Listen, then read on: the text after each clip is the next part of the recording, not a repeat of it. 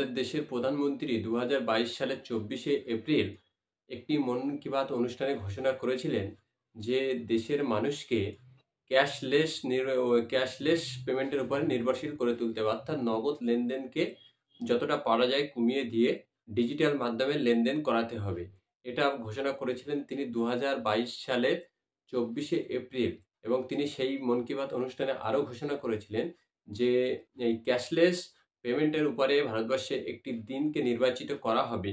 সেই দিনটিকে আমরা উদযাপন করব নগদ লেনদেনকে ছেড়ে দিয়ে বিভিন্ন অ্যাপসের মাধ্যমে ক্যাশলেস লেনদেন করতে, অর্থাৎ ইউপিআই লেনদেন যেটাকে আমরা বলে থাকি, বা বিভিন্ন অ্যাপসের মাধ্যমে করা হয়।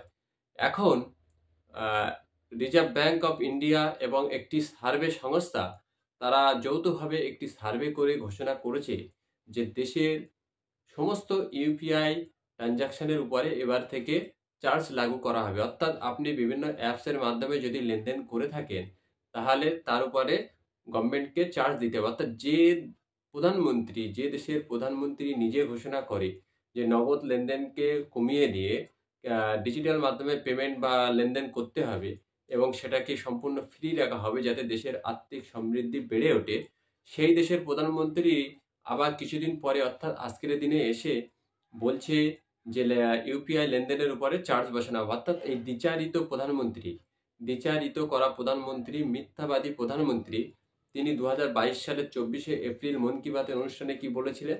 আর আজকে রিজার্ভ ব্যাংক এবং একটি তদন্ত বা একটি সার্ভে সংস্থা তারা যে সার্ভে করেছে সেখানে দেখা যাচ্ছে দেশের 97% মানুষ ইউপিআই লেনদেনের উপর নির্ভরশীল হতে আগ্রহী, কিন্তু তার মধ্যে 75% মানুষ ইউপিআইকে চার্জের আওতায় আনার বিরোধী। অর্থাৎ দেশের মানুষ বোঝাতে চাইছে যে 75% মানুষ বোঝাতে চাইছে যে তারা ইউপিআই লেনদেন করতে অভ্যস্ত, কিন্তু এই ইউপিআই পেমেন্টের উপরে যে চার্জ বসানো হবে এটার বিরোধী তারা। অর্থাৎ দেশের একটি বৃহৎ সংখ্যের মানুষ তারা এই ইউপিআই লেনদেনকে ছেড়ে দিয়ে আবার যদি ক্যাশ লেনদেনে ফিরে যায় তাহলে আমাদের সেই মনমোহন সরকারের আমলেই ফিরে যেতে হবে।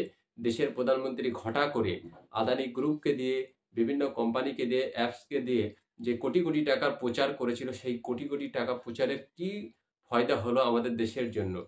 দেশের 75% মানুষ তারা এই ইউপিআই লেনদেনে কোনো চার্জ দিতে রাজি নয়।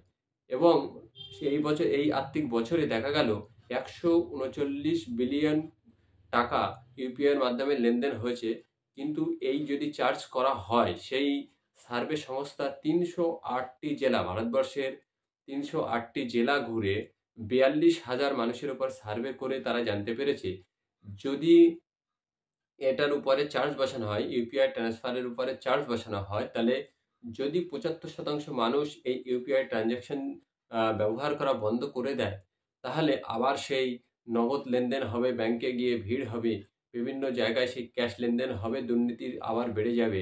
তাহলে দেশের প্রধানমন্ত্রী কি করে ঘটা করে digital India, digital payment, cashless day এই সমস্ত ঘোষণা করার কি প্রয়োজন ছিল? আসলে এদেশের প্রধানমন্ত্রী তিনি ওই কর্পোরেট সংস্থাদের কথায় চলে, তিনি নিজের ইচ্ছাতে চলে না।